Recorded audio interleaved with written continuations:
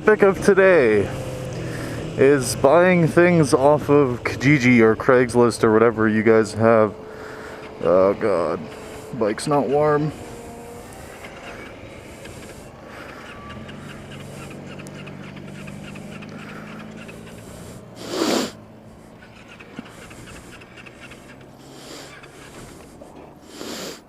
Okay.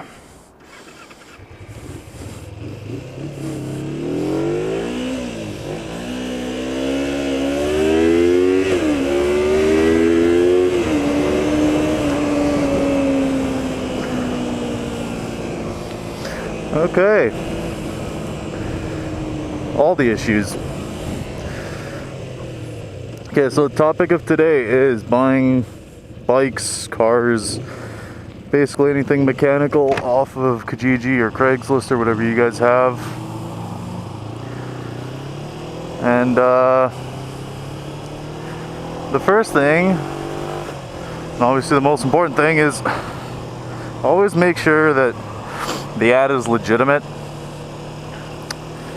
I've gone to deals where the person doesn't actually have what was on the ad. They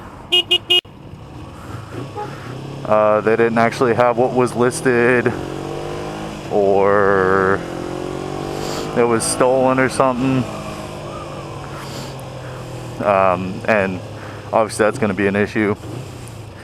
If something turns out to be stolen, you're going to be out of pocket. And if you don't have the contact information, yeah, you aren't getting your money back.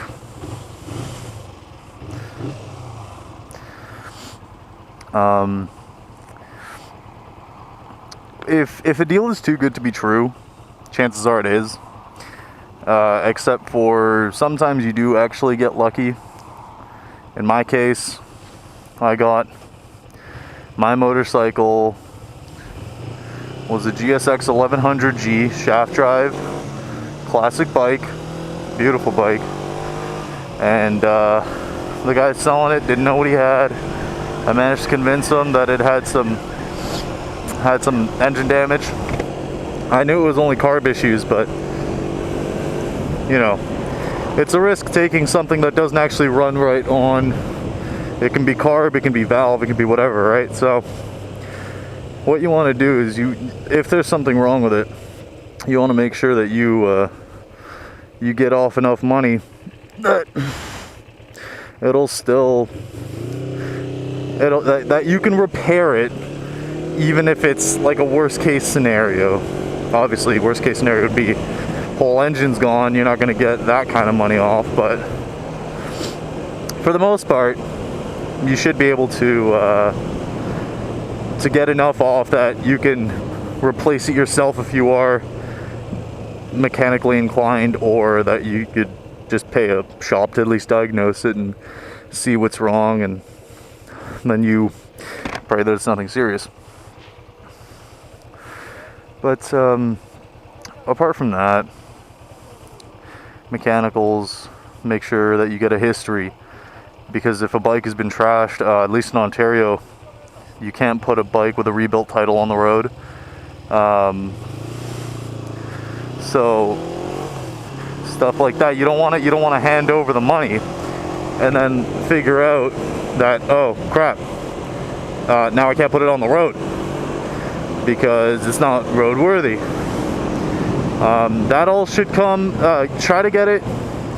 This is Ontario specific. The UVIP, the used vehicle identification package or something. Anyways, it's called the UVIP. It costs about $12.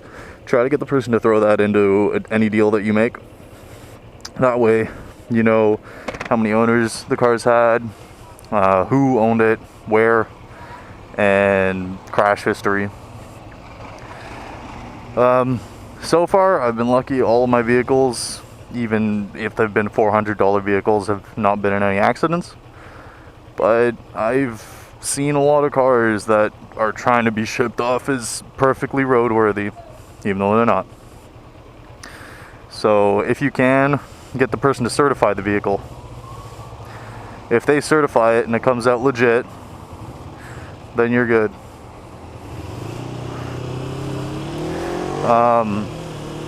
But yeah, just make sure that the deal's legitimate, and make sure you're not gonna get screwed because you bought an as-is vehicle thinking that it was going to be roadworthy because the person told you, oh, it just needs some tires, and then it turns out it needs brakes, suspension, just the steering rack is leaking, any manner of things. So you want to make sure that it's got all the documents are in order, that you can put it on the road, that it's not going to be illegal or a problem, because even sometimes the headache is not worth it. I've dealt with many car buys and sells and whatnot, and I always make sure that I give people proper deals and that I get proper deals. But apart from that, yeah, if you have a friend that's a mechanic, or if you just know, like if you want to hire one, I'm pretty sure mechanics sometimes go out and do a quick overview of the vehicle, and they'll tell you what they think is going to be wrong or if everything is good. And it's good to have a second opinion, because even me, like, I am mechanically inclined. I fix my own vehicles, brakes, suspension, engine work, all that stuff. However, if I'm not familiar with a vehicle, for example, if I'm buying an Audi and I'm not familiar with Audi, and I'm not familiar with things that go wrong on Audis, then I might end up being screwed, because I have an Audi, but the thing is, the timing belts need to be changed every 160,000 Ks. And the timing belt is $1,000 job if you send it off to a shop. So if it hasn't been done and you're getting something like that, you want to make sure you get that $1,000 off so that you can do it. And it's still going to be a headache even if you do, because you're still going to have to get it done on your own time instead of getting a ready turnkey car. It might be ready turnkey, but it's not going to last for very long if it's got a messed up timing belt, or a timing belt that's going to snap in 20,000 kilometers. That's not really a reliable vehicle at that point. But, well, with any luck, let's say you do get a vehicle and something is wrong. Always start at the small stuff. Some shops will try to rip you off. Most won't, honestly, in my experience, most won't. But there are some who will. Nice Trans Am. There are some who will. And just start at the small things to get a second opinion. And let's say your fueling is bad. Just replace the filter. Begin with replacing the filter, and then work your way up in cost. And all that's going to happen is, if it was something expensive, is you have a full new fuel system. Like, instead of just that one part, you now have, let's say, new hoses and injectors and everything else that you may need. Exactly. Yeah, so I've got an Audio Technica microphone. I bought it for like 40 bucks. Beautiful, dude. The sound quality is amazing. Well, it's like a little lavalier mic. It's right here in the cheek pad. I got it chilling down there. Avoid that wind noise.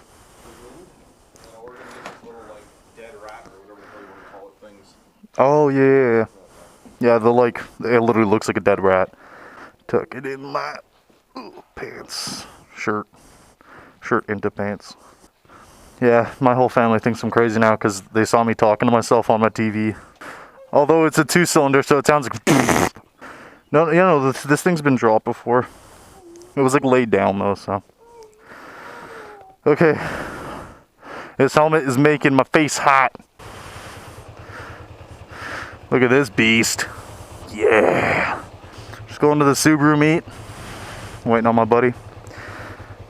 Go ahead and put my phone into my jacket. Just in case. Zip up. He's gonna be getting away from me because this thing's a lot quicker than this bike. He's got the GPS. I've got a motorcycle. And I'm being boiled alive in my helmet. Holy crap. His car's too quiet. He's got to put an exhaust on it. Yeah, this road is rutted as hell. He can go quick, I can't. He's got the damn rally wagon. Yeah!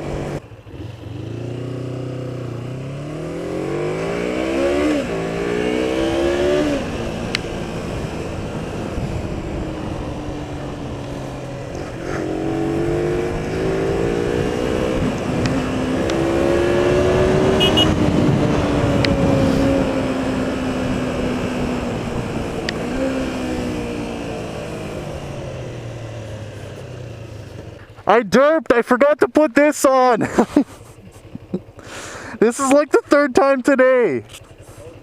At least he pulled over, because he knows where we're going. Ah, don't hit me! This is a Mexican standoff. I don't like this. He's got a lot more weight to him. I feel small. This isn't fair. Oh, God.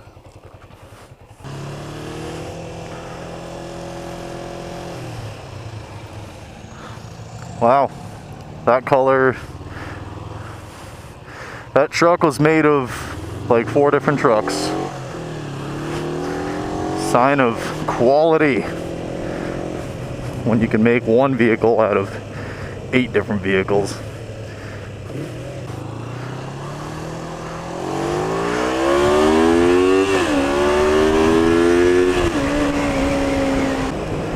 Oh, we're not making this light. Still got my wallet and everything. It's always a good sign. Hello. Looking at the GoPro.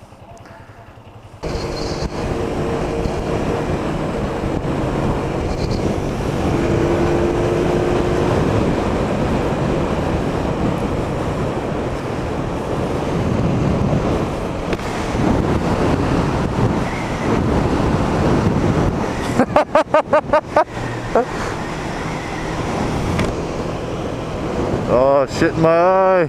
Keep the visor down. Don't turn, don't turn, don't turn. Good. I'm gonna use him as a shield.